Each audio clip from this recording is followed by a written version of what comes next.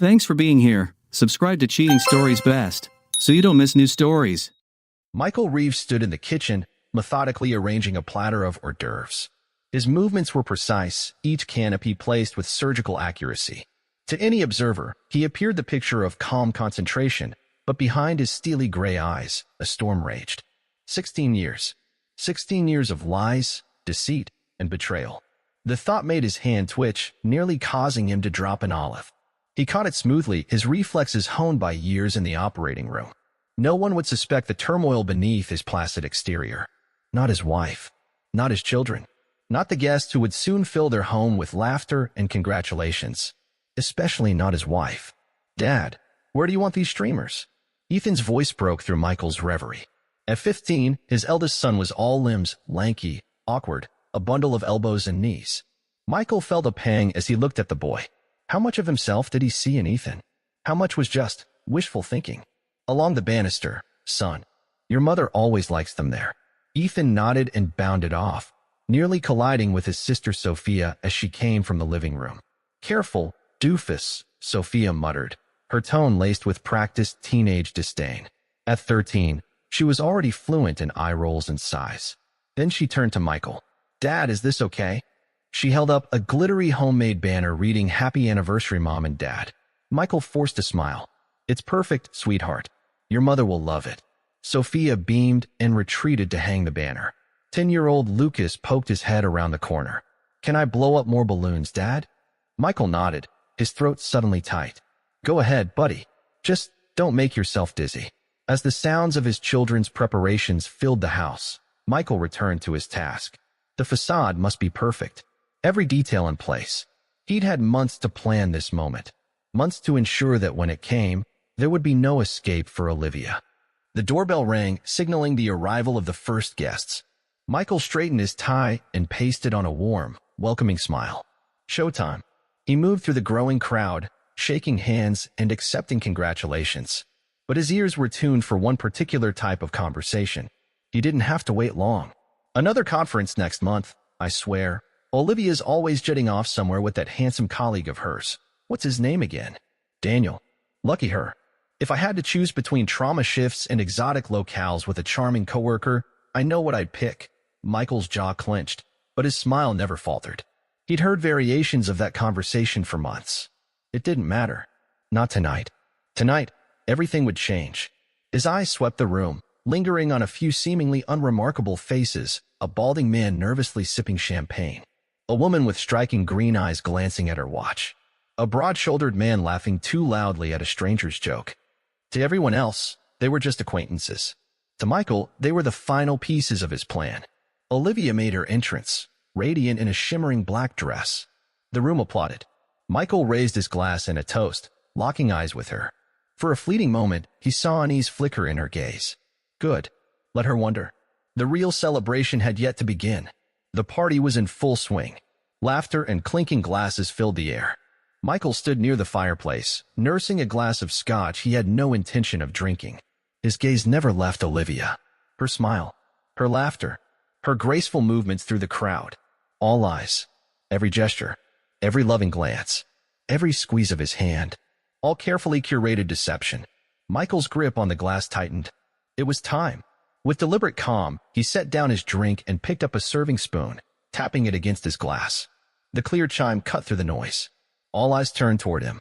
"Friends, family," Michael began, his voice warm and steady. "Olivia and I can't thank you enough for being here tonight. 16 years of marriage is no small feat, and we're blessed to have such wonderful people to share it with." A murmur of agreement rippled through the crowd. Olivia beamed, the picture of devoted wifehood. Michael swallowed his disgust. "But tonight isn't just about Olivia and me," he continued.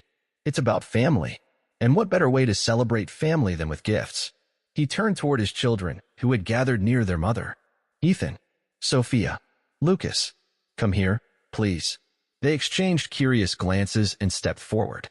"I know it's not your birthday," Michael said with a chuckle, drawing light laughter from the guests, "but your mother and I have a very special surprise for each of you." He reached behind the mantel and pulled out 3 elegantly wrapped boxes. The room quieted. "Go ahead," he urged. "Open them." With varying degrees of excitement and confusion, the children tore into their gifts. Michael watched, not their hands, but their faces. Every flicker of recognition, every wince of confusion. Ethan was the first to speak. "Dad, what is this?" he asked, holding up a sleek white box marked with a familiar logo, a popular DNA testing company. Sophia and Lucas were staring at similar kits, their brows furrowed. Michael's voice dropped, cold and clear. "Those are DNA test kits. But don't worry, we won't need to use them." He paused. "I already did." A collective gasp rippled through the room. Olivia stepped forward, her face pale. "Michael, what are you?" He raised a hand, silencing her. "There's more to your gifts, kids," he said. "Look in the bottom of the boxes." Trembling hands reached inside. Each child pulled out a photograph. Strangers' faces. Men they'd never seen before. Michael's voice cut through the stunned silence. "Meet your biological fathers," he said, his voice like steel. "They're eager to know you." The room erupted. Olivia screamed, a sound of pure anguish and rage. Guests whispered, some bolting for the exits, others frozen in disbelief. Michael's eyes stayed on the only people who mattered in that moment. The children. Not his children. Never his children. Ethan stumbled backward, dropping the kit and photo. Sophia burst into tears. Lucas stood frozen, eyes wide and pleading. "Dad," he whispered. I don't understand." Michael swallowed hard. The bitterness, the grief, the betrayal, it all threatened to rise, but he kept his tone level. "I'm sorry, Lucas. I'm not your dad. I was never any of your dads. Ask your mother about the conferences with Daniel. Ask her about the lies she's told for 15 years. Olivia lunged forward, her perfectly styled hair now a mess. "You stupid," she shrieked. "How could you do this? How could you hurt our children like this?" He turned to her, face unreadable. "Our children," he repeated, voice deadly quiet. "You made that choice a long time ago." Michael's laugh echoed through the room. Empty, bitter. "That is rich, Olivia. Tell me, how long have you known? Did you ever intend to tell me? Or was I just a convenient fool to pay for everything?" The room fell into a deafening silence. All eyes darted between Michael and Olivia. The children huddled together, Sophia sobbing into Ethan's chest while Lucas clung tightly to his sister's hand. "Mom." Ethan's voice cracked. "Is it true?" Olivia's face crumpled. She reached for her son, but he flinched away. "Ethan, baby, I can explain." "Explain what?" Michael snapped. "Explain how you have been lying to all of us for years. Explain how you have been sleeping with other men behind my back. Or maybe explain how you let me raise 3 children believing they were mine, when you knew damn well they were not." He turned to the stunned crowd. "Oh, and let us not forget our special guests. You 3, he said, pointing at what appeared to be random acquaintances Olivia had insisted on inviting. "Congratulations. You are the fathers." Surprise. The balding man who had been nursing a glass of champagne all evening went pale. The woman with striking green eyes gasped, her hand flying to her mouth as she turned to stare at her stunned husband. The broad-shouldered man with the beard took a step forward, his eyes fixed on Sophia. "Is she?" he began, unable to finish the sentence. Michael nodded solemnly. "DNA does not lie, unlike some people in this room." Olivia, who had stood frozen in disbelief, suddenly lunged at Michael. Her manicured nails raked across his face. "You son of a... How dare you? How dare you?" Guests rushed to restrain her, pulling her away as she screamed and sobbed uncontrollably. Michael remained still, unmoved by her hysterics. He had anticipated this. What he had not prepared for was the look in his children's eyes, betrayal, confusion, and pain. For a moment, his resolve faltered. Then he remembered. He remembered the nights spent poring over credit card statements, the hours wasted analyzing phone records, the gut-wrenching moment when the first DNA test results came back. No, there was no turning back now. As the chaos settled into a stunned, uneasy silence, Michael moved with purpose. He retrieved a manila envelope from his study, ignoring the whispers and stares that followed him. Olivia had collapsed onto the sofa, mascara streaking her cheeks as she alternated between sobbing and shooting daggers at him with her glare.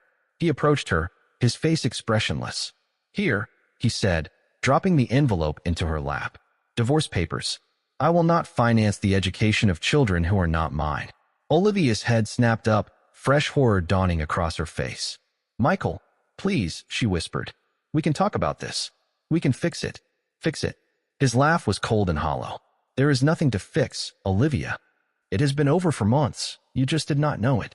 He turned to address the room. His voice cut through the air with clinical precision. For those of you wondering how long I have known, the answer is 5 months, 2 weeks, and 3 days. That is when I first suspected. But suspicion was not enough.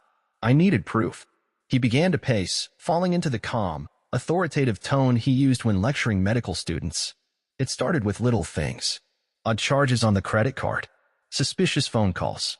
Conferences that seemed to pop up with increasing frequency. But the final piece? A chance encounter with an old friend who mentioned seeing Olivia at a restaurant in Boston on a weekend she was supposedly in Chicago. He paused, letting the weight of his words sink in. Olivia had curled into herself, the divorce papers clenched tightly in her fists. That is when I hired private investigators. Plural. Because one was not enough to track all of Olivia's activities. And let me tell you, they earned every penny. His gaze scanned the room, landing on each of the men he had identified as the biological fathers of the children. You gentlemen might want to check your bank accounts. You have some back child support to pay. The balding man sputtered, while his wife glared at him with murderous rage. The bearded man sank into a chair, burying his face in his hands. The third man, standing beside the green-eyed woman, looked ready to bolt. As for the DNA tests, Michael continued, those were more complicated. But you would be surprised what a few stray hairs and some discreet lab work can accomplish. I had to be certain, beyond any shadow of a doubt, because I knew that when this moment came, Olivia would deny everything. She would lie, like she has been lying for years. He turned back to his wife, who had now stood, the papers clutched to her chest like a shield. Go on, Olivia. Tell them I am lying. Tell our guests, tell our children this is all some elaborate hoax. Olivia opened her mouth, but no sound came. Her eyes darted around the room, searching for an ally and finding none. That is what I thought, Michael said softly. He moved toward the door, pausing to look at his children huddled together by the fireplace. Ethan, Sophia, Lucas, I am sorry. You did not deserve this. None of this is your fault. I hope one day you will understand why I had to do this. As he reached for the doorknob, Olivia found her voice at last. Michael, wait. She stumbled toward him, reaching out. Please, we can work this out. Think of the children. Michael's hand froze on the doorknob. For a moment, it seemed he might turn back. But then his shoulders squared. I have thought of the children, Olivia. I have thought of nothing else for months. And I realized something, the best thing I can do for them is to show them that actions have consequences. That lies, no matter how long they are told, eventually come to light. He opened the door. Cool night air swept inside. Goodbye, Olivia. I am sure your lawyer will be in touch with mine. And with that, Michael Reeves walked out of the house he had called home for 16 years. Behind him, he left a scene of devastation, a shattered family, destroyed trust, illusions torn apart. As he climbed into his car, already packed with essential belongings, Michael allowed himself one moment of doubt. One brief instant to wonder if he had done the right thing. But as he started the engine and pulled away, he pushed the doubt aside. The truth was out. The lies were exposed. The pain was immense, but necessary. A clean break. A cauterized wound. It would heal. It had to. In his rearview mirror, Olivia stood framed in the doorway, her figure shrinking as he drove away. For a fleeting second, he remembered the young woman he had once fallen in love with. The dreams they had shared. The life they had built. But that life had been a mirage. A beautiful, intricate lie. And now, as Michael Reeves drove into an uncertain future, he clung to the only thing he had left, the truth. No matter how ugly. No matter how painful. It was all he had. Your colleagues are concerned about working with you. The board is worried about potential lawsuits. Michael's jaw clenched. He had anticipated professional fallout, but the reality of it still stung. What are you saying, Eleanor? We are not firing you, Dr. Patel said quickly. Your surgical record speaks for itself, but we are placing you on administrative leave, effective immediately.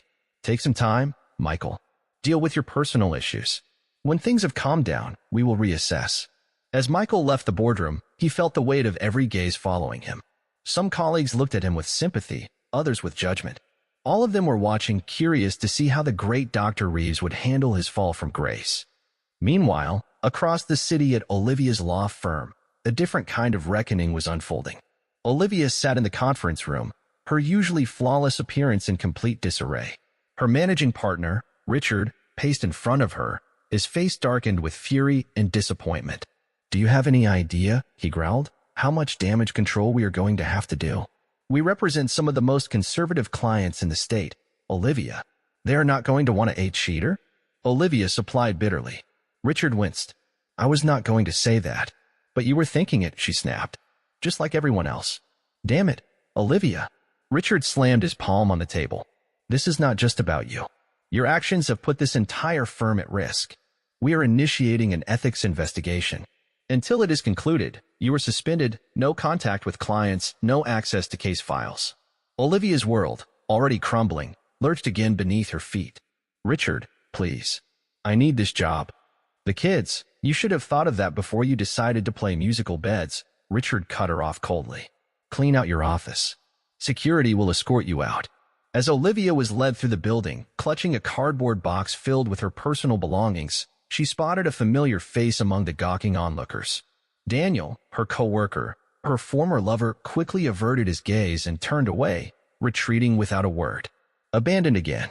Back at the Reeves household, Ethan was doing his best to comfort his younger siblings when his phone buzzed with a message. It was from his best friend, Jake. Dude, are you coming to school? Everyone is talking about it.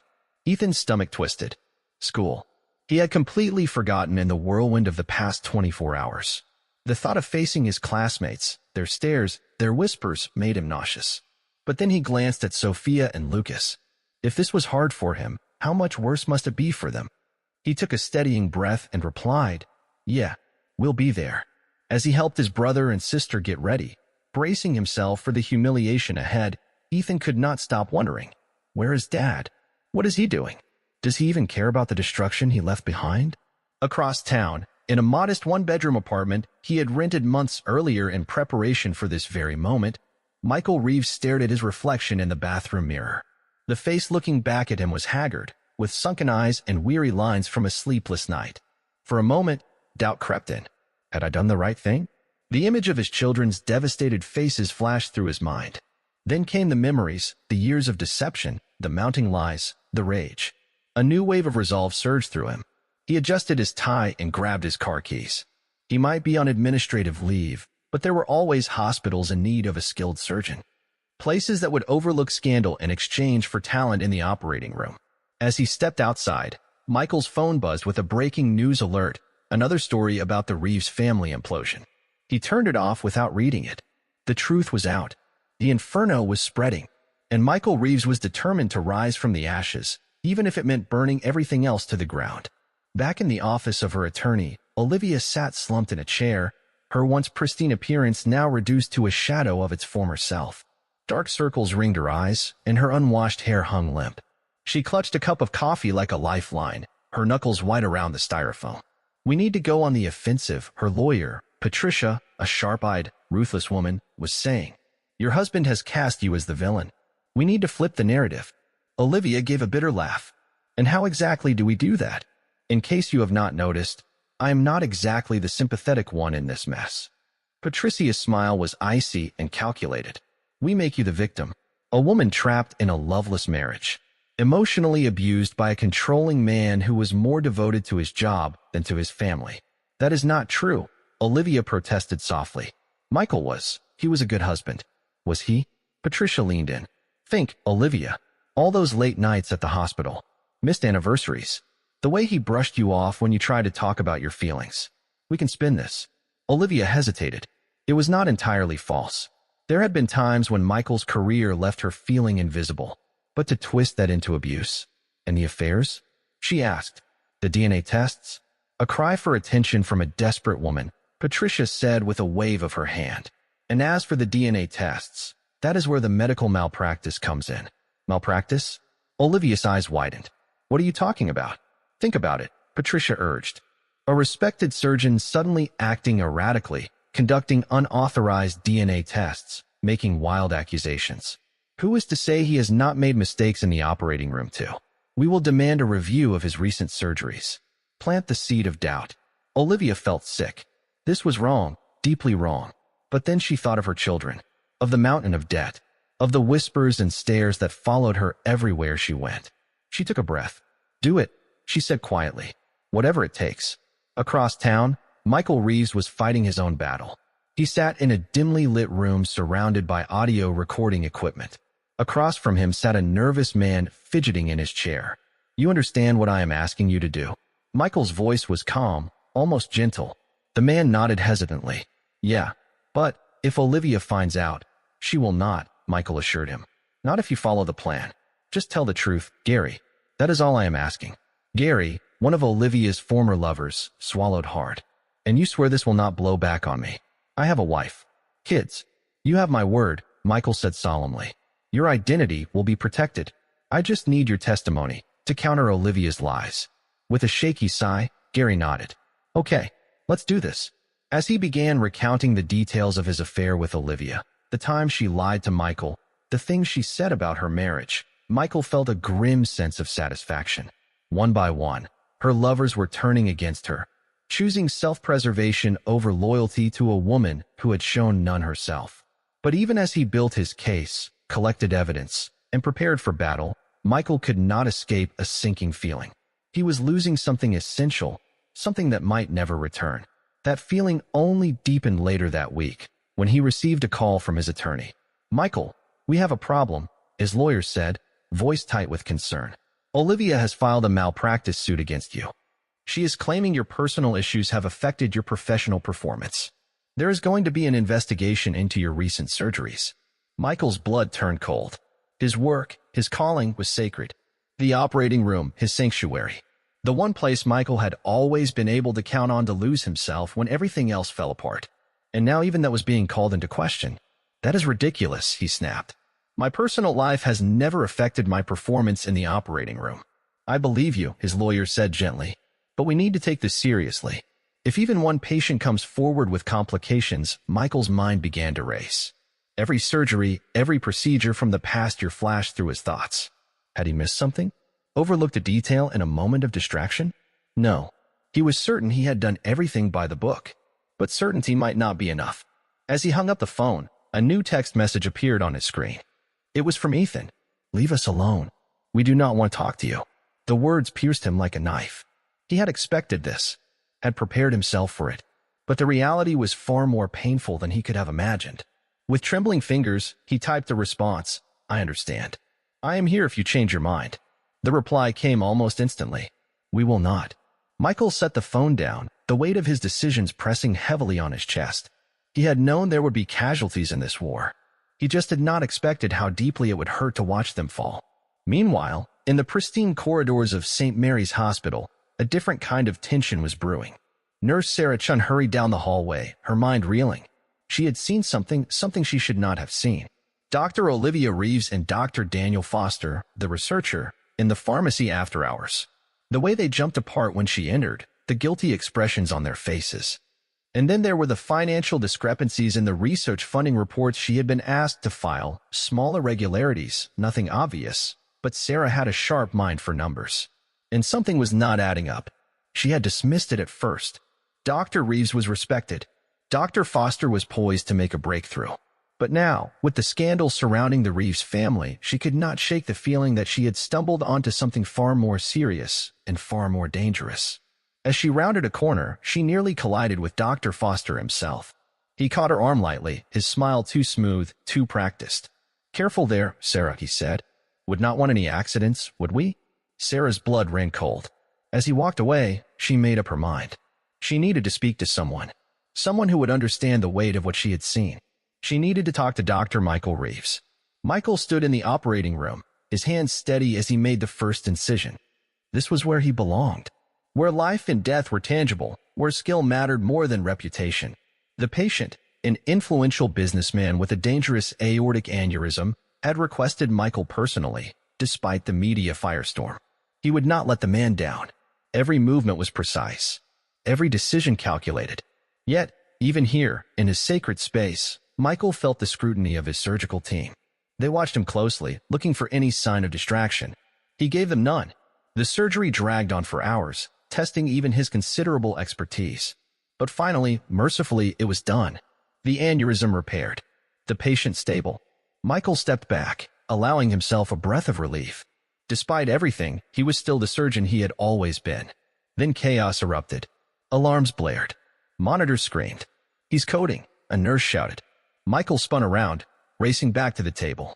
What had he missed? His mind raced through the entire procedure. Nothing had gone wrong. Nothing. For the next 30 minutes, he fought. Every technique, every ounce of skill was thrown at the problem. But in the end, it was not enough. Time of death, 7:42 p.m. Michael stared at the lifeless body of his patient. He had lost patients before. It was part of the job. But never like this. Never when everything mattered so much. He went through the motions of cleanup in silence. His thoughts roiled. He had done everything right. He was sure of it. So what had gone wrong? Hours later, slumped in his office chair, the full weight of the loss settled over him. This was not just a tragic outcome, it was ammunition.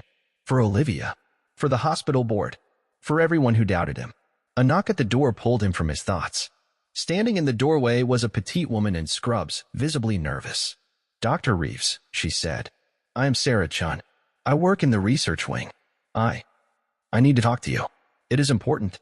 Michael waved her in, too exhausted to even question her presence. But as Sarah began to speak, detailing what she had seen and what she suspected, Michael felt a flicker of something he had not felt in a long time. Hope. Across town, in a sleek high-rise apartment, Olivia Reeves paced the floor. Her heart pounded as she ended a call with her lawyer, who had just informed her about the death of Michael's patient. It was exactly the kind of news they needed to bolster their malpractice case. So why did she feel so sick? The door opened. Daniel entered, his face pale, his usual confident air gone. "It is done," he said quietly. Olivia's heart raced. "You are sure no one saw you?" Daniel shook his head. "No one. But Olivia, this is wrong. That man died. We are responsible." "We had no choice," she hissed, panic rising in her voice. "Michael was going to destroy us. Everything we built, gone. This was the only way." Daniel ran a hand through his hair. "But at what cost?" "We tampered with medication. That is not sabotage, it is murder." Olivia flinched. But she quickly composed herself. "It was an unfortunate complication," she said. "Things go wrong in surgery all the time." "Do they?" Daniel's voice was hollow. "Or is that what we are going to tell ourselves so we can sleep at night?" She crossed to the bar and poured herself a large glass of scotch, her hands shaking. "We cannot afford second thoughts now, Daniel. We are in this together. If I go down, you go down with me. Remember that." The fire in Daniel's eyes faded. He nodded slowly. "What is our next move?" Olivia sipped her drink, grimacing at the burn. "We need to protect our finances. The ethics investigation is going to freeze our assets soon. We need to move what we can before that happens." "And the embezzled research funds?" Daniel asked quietly. "We will have to use them," Olivia replied firmly. "It is not ideal, but we have no choice. Once this blows over, we will repay it somehow."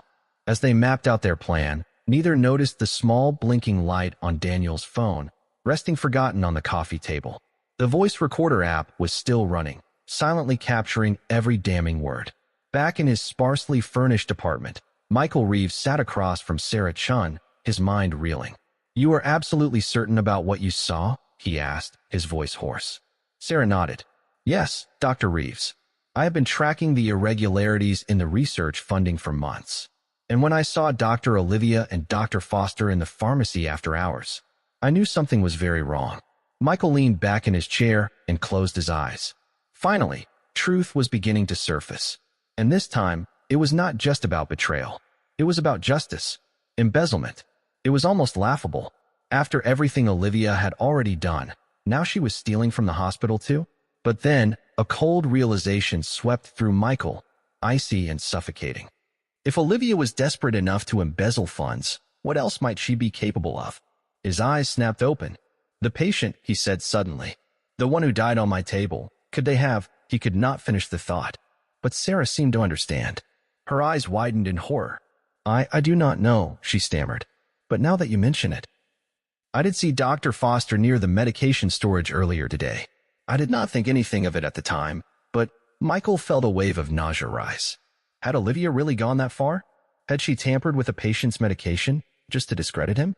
As the implications sank in, Michael realized he was standing at a moral crossroads unlike any he had ever faced. If he exposed Olivia's crimes, it would devastate the children even further. They had already lost their trust in their mother. Learning that she was not only a liar, but a thief and possibly a killer could destroy them completely. But if he stayed silent, How many more lives might be put at risk? Michael stood abruptly, startling Sarah. Thank you for coming to me with this, Nurse Chun. I know it could not have been easy. Sarah rose too, uncertain. What are you going to do, Dr. Reeves? Michael's face was grim as he replied, What I have to. The truth has to come out. No matter the cost. As Sarah left, Michael sank back into his chair. The weight of his decision pressed down on him like a stone. He had started this war to expose Olivia's lies, but he never imagined it would escalate this far. The price of truth, it seemed, was far higher than he had ever anticipated. With a heavy heart, he picked up his phone and dialed a number he had hoped never to use. This is Dr. Michael Reeves, he said when the line connected. I need to report a case of suspected embezzlement, medical malpractice, and possible homicide. I will share more details in person with evidence and a witness. As he began to recount what he knew, Michael's mind wandered to his children, the pain this would cause them. But he also thought of the oath he had taken as a doctor, his duty, his integrity. Sometimes being a good father meant making impossible choices. And sometimes the truth came at a terrible cost. But it was a price he had to pay for justice, for his patients, and for the future. When he hung up the phone, a strange mixture of dread and relief settled in his chest. The die was cast. There was no turning back. The war he had started had escalated beyond anything he imagined.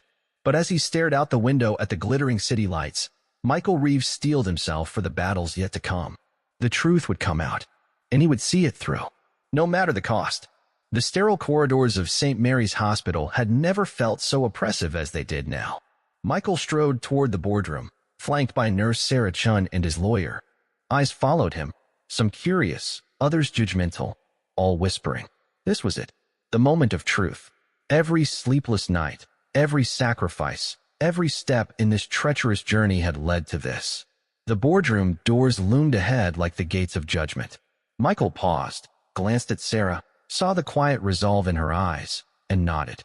Together, they pushed the doors open. The hospital board sat in grim silence. Faces betrayed a mix of skepticism and concern. At the head of the table sat Dr. Eleanor Patel, the same woman who had placed Michael on administrative leave. Her eyes narrowed as he entered. Dr. Reeves, she began, her voice neutral. You requested this meeting to present evidence, I believe? Michael nodded, his expression unreadable. Yes, Dr. Patel. Evidence I believe will not only clear my name, but expose a far more insidious threat to this hospital and its patients. He gestured to Sarah, who stepped forward, clutching a thick folder of documents to her chest. This is Nurse Sarah Chun. Her diligence has been instrumental in uncovering the truth. For the next hour, Michael and Sarah laid out their case. Bank records showing suspicious transfers, pharmacy logs with glaring discrepancies, eyewitness accounts of strange behavior in restricted areas, and finally, the damning recording of Olivia and Daniel discussing the embezzlement and the patient's death. With each new revelation, the board's expressions shifted, first to disbelief, then to horror, and finally to anger. Dr. Patel's face turned ashen. This is beyond anything we could have imagined, she said quietly. Dr. Reeves, I owe you an apology. We all do. Michael shook his head. No apology necessary, Dr. Patel. You made the best decisions you could with the information you had. What matters now is what we do next. Dr. Patel sat up straighter, her jaw clenched with resolve. We will launch a full-scale investigation immediately. Dr. Olivia Reeves and Dr. Foster's assets will be frozen. Their medical licenses suspended, pending a formal review. She turned to Michael, her voice softer now, almost regretful. As for you, Dr. Reeves, your administrative leave is officially lifted. You are reinstated, effective immediately. Relief surged through Michael, but it was short-lived. His phone buzzed with a message. We know the truth about everything. We need to talk. Ethan, his breath caught in his chest. His children. He had almost forgotten, in all the chaos, that they were the most important part of this war, the ones who stood to lose the most. Across town, in a small cafe far from home, Ethan, Sophia, and Lucas Reeves sat huddled together around a corner table. Their faces were pale, their eyes red-rimmed from tears and sleepless nights. I cannot believe Mom would do something like that, Sophia whispered, her voice trembling. Stealing, maybe even killing someone? Ethan's jaw clenched. I cannot believe any of this. Dad, Mom, those other men. Our whole life, it was all a lie. Lucas, only 10, looked up at his siblings, fear written all over his young face. What is going to happen to us now? Before Ethan could answer, the cafe doors swung open. 3 men entered, strangers, but not unfamiliar. The children recognized them instantly from the photos Michael had shown them at the fateful anniversary party. Their biological fathers. The men approached slowly, their expressions cautious, hopeful. The tallest of the 3 stepped forward. "Ethan," he said gently, I'm your biological father. My name is James." Ethan stared at him, emotion warring in his eyes, anger, confusion, curiosity. "Why now?" he managed. "Why come forward now?" James sighed. "I did not know. Not until Michael told me. If you had, Sophia interrupted sharply. "What?" "Swooped in and played dad? We already had a father. We thought we did. Anyway." The shortest man, with kind eyes and round glasses, stepped up. "Sophia, sweetheart, we are not here to replace anyone. We just wanted to meet you. To let you know that, if you ever need anything, we are here." Lucas, quiet until now, looked up and asked, "Did you love our mom?" The question landed like a stone in the silence. Lucas's father knelt beside him, looking him in the eye. "It is complicated, buddy. But what is not complicated is this. You 3 are amazing kids. We might not have been there before, but we want to be now. If you will let us." The children exchanged glances. A silent understanding passed between them. Finally, Ethan nodded. "We will think about it," he said. "But right now, we need to see our dad. Our real dad."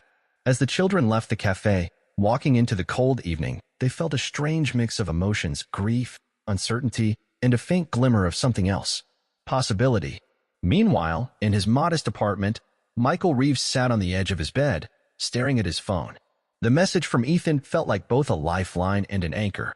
He was not sure what the next chapter held, but for the first time in months, he felt ready to face it. Toward a future he both longed for and feared, Michael took a deep breath and typed out a reply. "I'm ready when you are. I love you all."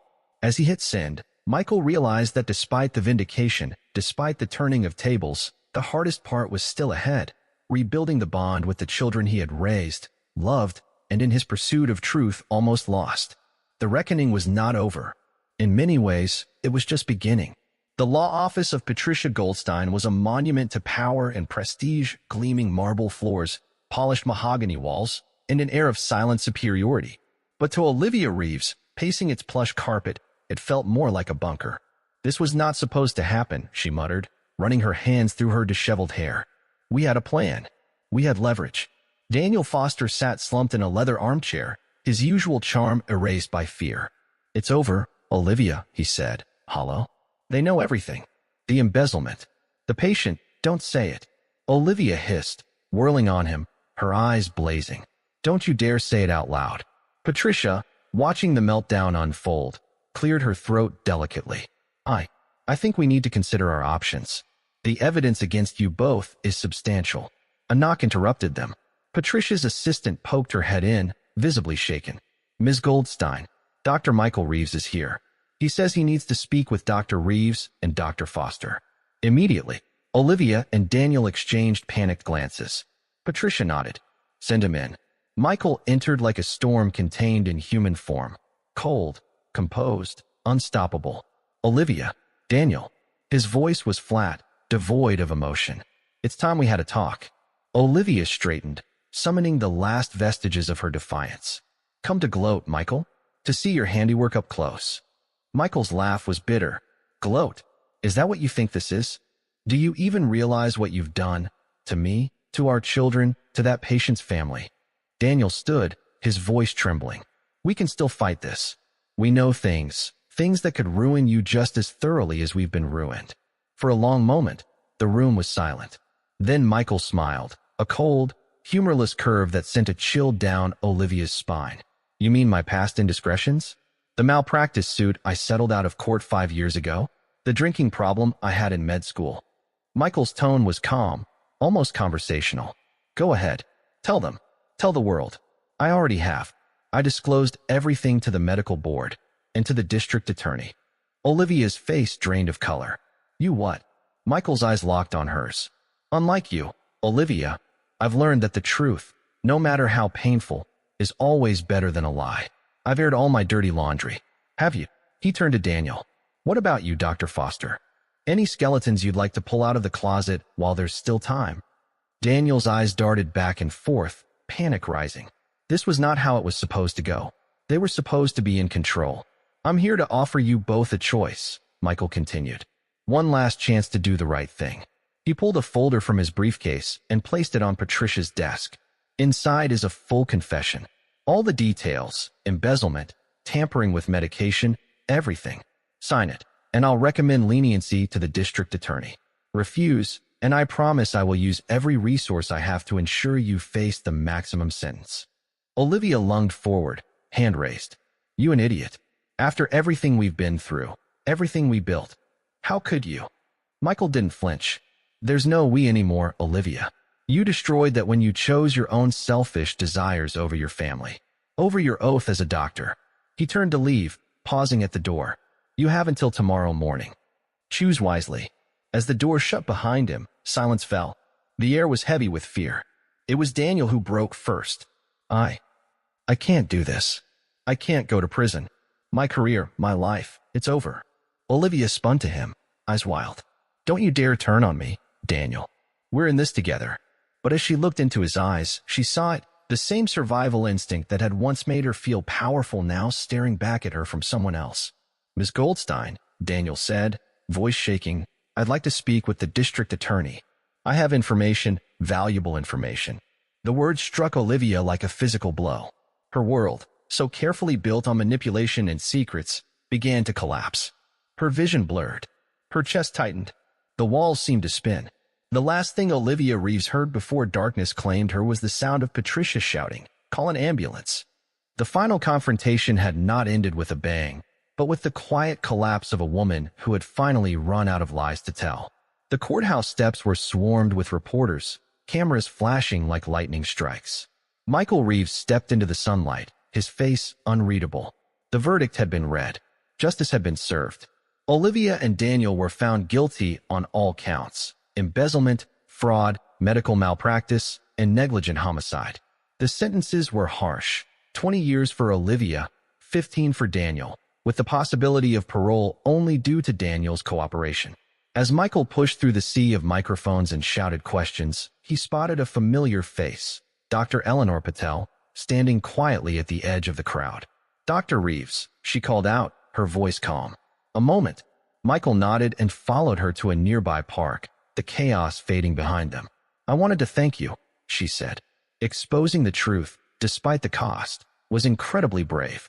Michael's laugh was dry. Brave? I don't know. Necessary, maybe. But it came at a price. Dr. Patel placed a gentle hand on his arm. "Which is why I'm here. The board has been discussing your future.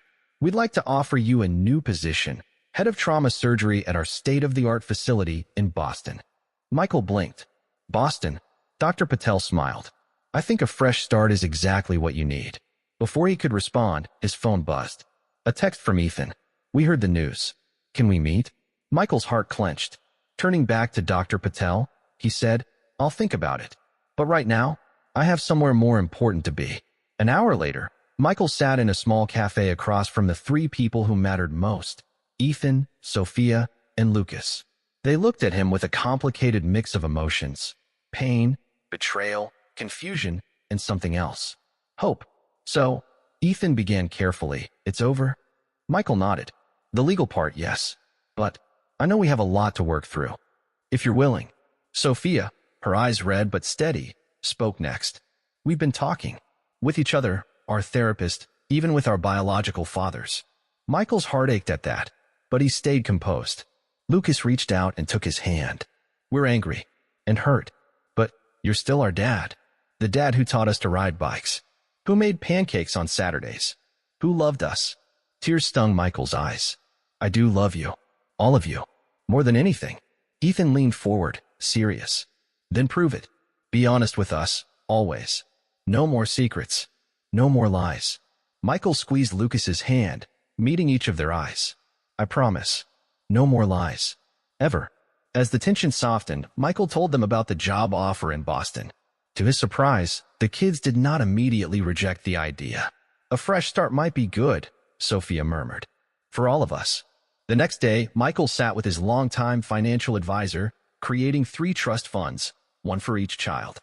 These will be managed by a third party, he explained, to ensure that, no matter what happens, they'll always be protected. As he left the office, trust fund documents in hand, a weight lifted. He could not undo the past, but he could give them stability. The weeks that followed were a whirlwind, packing, goodbyes, logistics. And then came the day.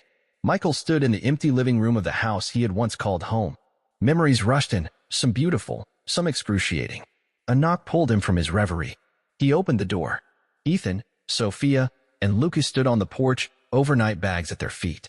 "We thought," Ethan began, hesitating. "We thought maybe we could spend one last night here. As a family."